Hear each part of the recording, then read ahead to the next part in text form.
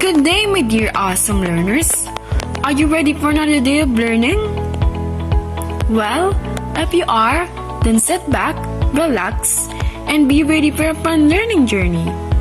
I will be with you today as we explore today's lesson. So, students, before we start, be you ready with your pen, paper, and modular materials in English? For today, first, I will show you a different pictures. So, what comes in your mind? Kindly share your point of view. Well, if your answer is about different issues in society, then you are correct. So what kind of problem is that? Right. It is about social issue because it shows a problem that affects many people. So, our topic for today is reacting to lay value judgment on critical issues that demand sound analysis and call for prompt actions. People tend to look for solution by focusing on the issues at hand. When problem comes, one must adjust the mind to view things from a broader perspective. The strength in changing mentality should never be overlooked, as it can be a very useful in understanding the issue or situation. So now, let us know what is issue. Issue is a subject that people discuss or argue about. What is issue? Something that people are talking about, thinking about, etc. An important subject or topic that requires problem and possible solutions. There are three types of issues. The first one is social issue. Is a problem that affects many people within a society. It is a group of common problems in present-day society and ones that many people strive to solve. It is often the consequence of factors extending beyond an individual's control. It is a group of common problems in present-day society that many people strive to solve. For example, overpopulation, gender inequality, poverty, and homelessness. The second one is moral issue. Moral issue is a working definition of an issue of moral concern. It is presented as any issue with the potential to help or harm anyone, including oneself. Concerns the internal, your own values, beliefs, feelings, and learnings that are often subjective, and concern yourself to discover your own morality.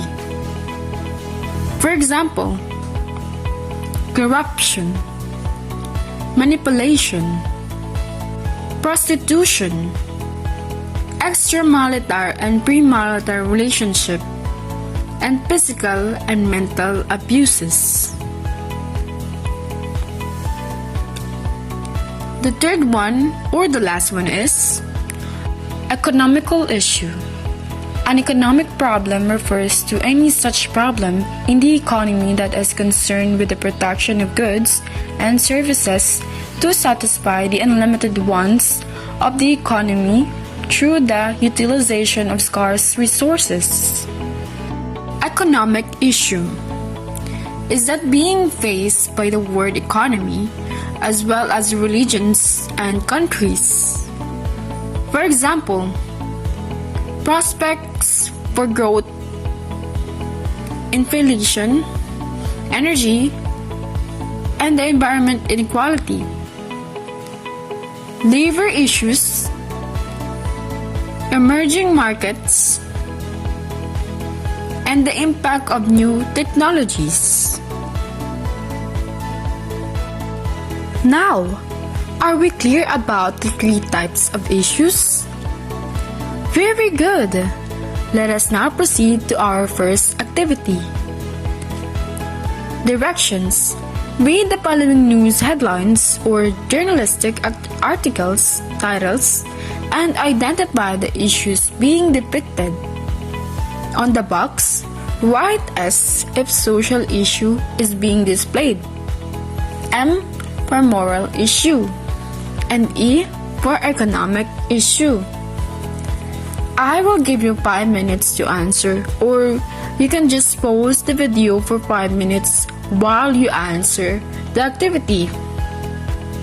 You may start now.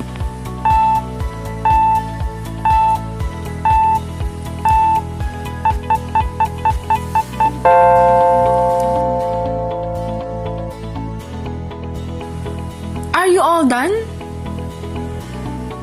Time's up! Let us now answer. Number 1. Resume in-person classes in area with low COVID cases. Government urged by Ben O. De Vera. The correct answer is S. Social issue. Because social issue is involving group of people that concern about COVID cases. Number 2. DILG orders barangay to prevent mass gathering. The correct answer is very good. S. Social issue. Because it states about the safety of the community inside the barangay to prevent the mass gathering. Number 3. DOLE lifts temporary OFW deployments ban in Saudi Arabia. The correct answer is great! E for economic issue. Because the country of Saudi Arabia cares about the security of their country regarding the crisis worldwide. Number 4. PHW's rate worse in emerging Asia. The correct answer is wow! Excellent! E for economic issue. Because it says the low employment rate in Asia. Number 5. Abortion appears tops moral no-nos for Filipinos. The correct answer is great! M for moral issues. Because it talks about own value of oneself. Who got the perfect score? Wow! Good job!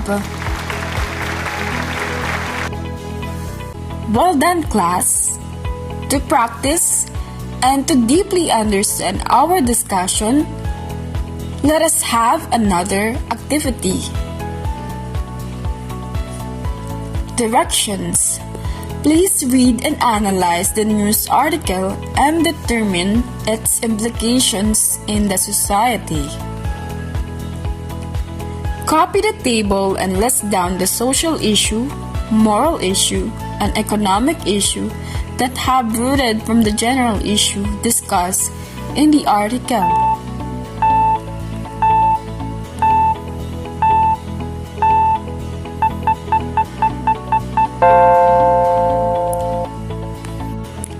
Social issue. Number 1. Increasing cases of COVID-19. Number 2.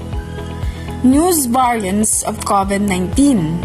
Decreased effectiveness of public health measures. While a moral issue, medical care decision making. Number 2. Fairness of policies implemented to contain the pandemic. Now, economic issue. Number 1, recession, economic shutdown. Number 2, only essential industries are permitted to operate. Based on the article, these are the issues that shows and the need to address or to have possible solutions. So for our last activity, I will give you a news headlines that contains issue, and you will need to determine what is the type of issue, the problem, and the possible solution of that news headline. Please write your answers on your English notebook. Note class, make sure to follow the written format.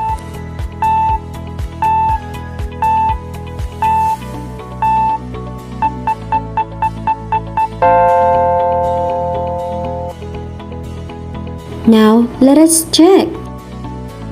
Here's the correct answer in the type of issue and problem, and also here's the possible answer in possible solution. That's all for today, class. I hope you enjoy our discussion. See you next meeting and have a good day ahead.